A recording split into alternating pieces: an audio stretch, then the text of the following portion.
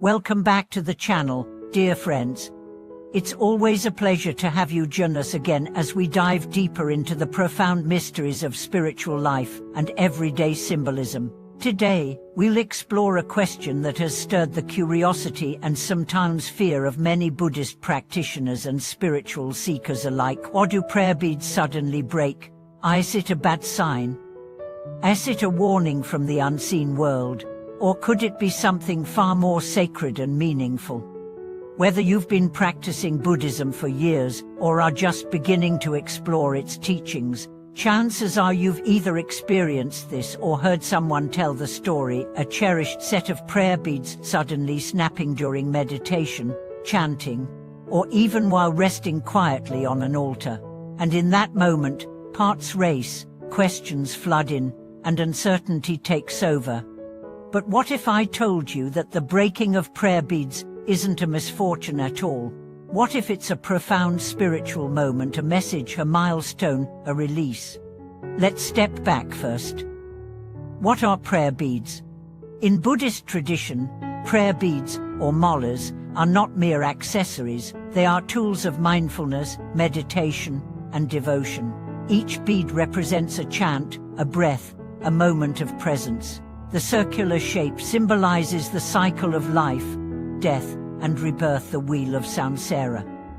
The larger bead, often called the guru bead, represents the teacher, the awakened mind, or the ultimate truth. The thread running through the beads symbolizes the lifeline that connects all of existence, the invisible spiritual current that binds everything together. Now imagine this: the thread suddenly snaps, beads scatter, silence follows. What does it mean? Some interpret it as an omen of disaster. Others see it as bad luck. But let's look deeper, with the eyes of Dharma and the heart of wisdom. Buddhism teaches us the principle of impermanence, anicca. All things that arise are destined to pass. All forms are subject to decay. All objects, no matter how sacred, are still part of the phenomenal world. And everything in the phenomenal world is, by nature, temporary. The breaking of prayer beads, then, is not a curse. It's a teacher, a reminder, a moment of awakening. It says, look how attached you've become to a thing, even a holy one. It whispers, even what you used to seek enlightenment must one day dissolve. It challenges, can you let go? Or have you simply shifted your attachment from material possessions to spiritual tools? I once met a monk who had used the same set of beads for over 2 decades. One day, during his morning chanting, the beads broke apart in his hands. He didn't panic. He didn't rush to repair them. He bowed deeply, smiled, and whispered, "It's time." Later he explained, "Those beads have absorbed so many prayers. Today, they fulfilled their purpose. Their breaking is not destruction, it is liberation." This is not an isolated story. Many practitioners have shared similar experiences. A woman once told me about her first mala, gifted by her teacher on her ordination day. She cherished it like a treasure.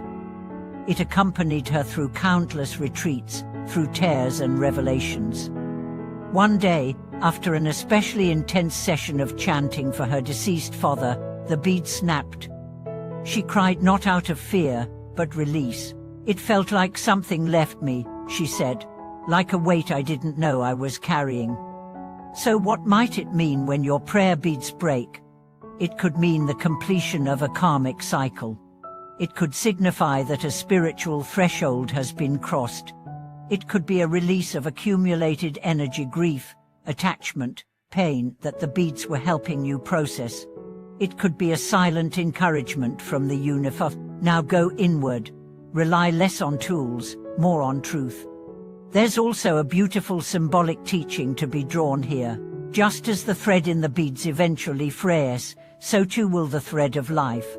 Our relationships, possessions, beliefs, even bodies, they too will unravel. And in their unraveling, we have the opportunity to meet reality as it is, not as we wish it to be. Some people ask, should I throw the broken beads away? You could. But more often, practitioners choose to honor them, to gather each bead mindfully, to offer gratitude, to bless them. Some repair them with a new thread, symbolizing rebirth.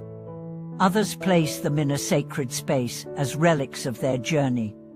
One Zen master said, "When your ma breaks, don't fix it immediately. Let it be broken. Let the silence between the beads teach you." Another said, "Each bead holds a breath. When they scatter, so does the breath you've offered to the universe. Trust it's gone where it's needed." It's important too, not to fall into superstition. Buddhism invites us to cultivate wisdom, not fear. It teaches discernment, not dependency. If your mind immediately goes to dread, ask, what am I truly afraid of? Loss, change, death. Then ask, what if this moment is not a warning, but a blessing? What if your beads broke to save you from clinging?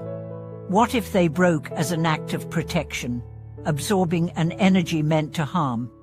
What if they broke because you no longer need them? There's a legend in some Buddhist communities that when a prayer bead breaks, a spirit has been released. Not in a frightening way, but as in a liberation. A soul that was attached to you, or to whom you were unknowingly tied, is now free. You did the work. The chant reached them, the merit reached them.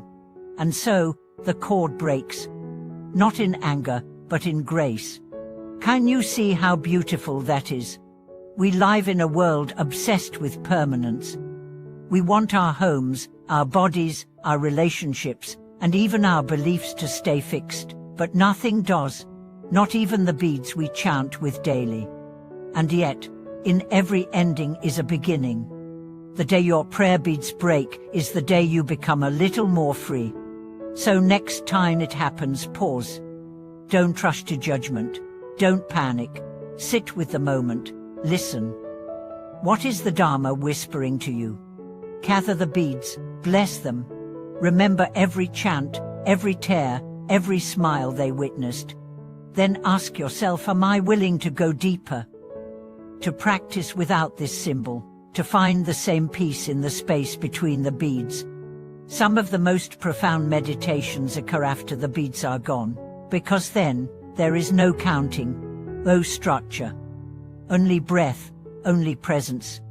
A teacher once told me, your beads may break, but your practice is unbreakable.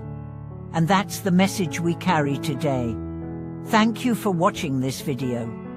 If your beads have ever broken and you felt something shift, share your story in the comments. Let others know they're not alone. If this message resonated with you, subscribe, give it a like, and hit the bell so we can keep walking this sacred path together. Until next time, may your practice be deep, your attachments light, and your heart open to the signs all around you.